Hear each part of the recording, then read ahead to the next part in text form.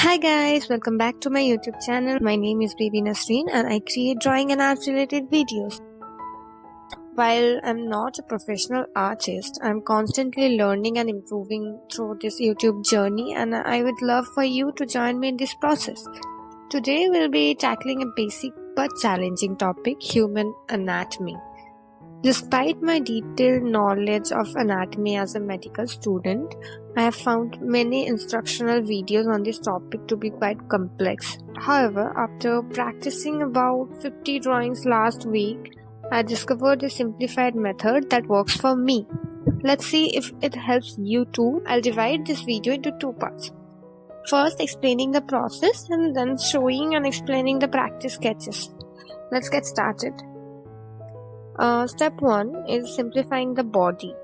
First, I divide the human body into two equal parts, the upper part and the lower part.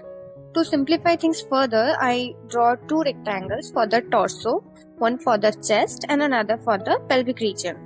And I use a circle for the head. In step 2, I'm going to add some basic shapes and joints. And next, I will draw an underwear-like shape on the lower rectangle to represent the pelvic area. Then I mark the joints for the hips, knees, shoulders, elbows and wrist with small circles. Remember that the lengths of the arm and forearm are equal and the length of the thigh and lower part of the leg is also equal. Then in step 3, I am going to create a rough sketch. With the basic shapes and joint markers in place, I start making a rough sketch. My rough sketches are often a little messy, but that's okay. The goal is to capture the basic form and proportions. In step 4, I'm going to refine the sketch. And in this step, I'm going to make the final sketch over the rough one, making necessary adjustments based on the pose. In the second part of the video, I'll show you my practice sketches and explain them in details. And I hope this method simplifies the process for you as it did for me. After understanding the basic, it is essential to apply them in your drawings. The best method for studying anatomy is using a reference. And you can find plenty of reference on Pinterest. Now let's study the drawings I made. In first drawing, you can see I have applied the same rules to each drawing with some modification.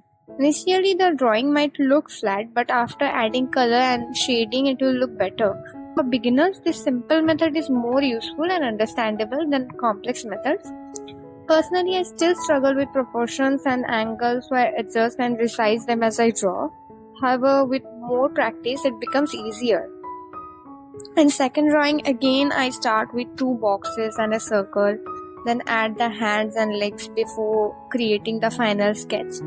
Coloring is optional for anatomy practice, but I added color because I felt like it.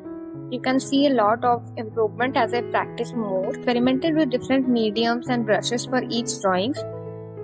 Typically, I use limited number of brushes, so this was a good opportunity to try various options.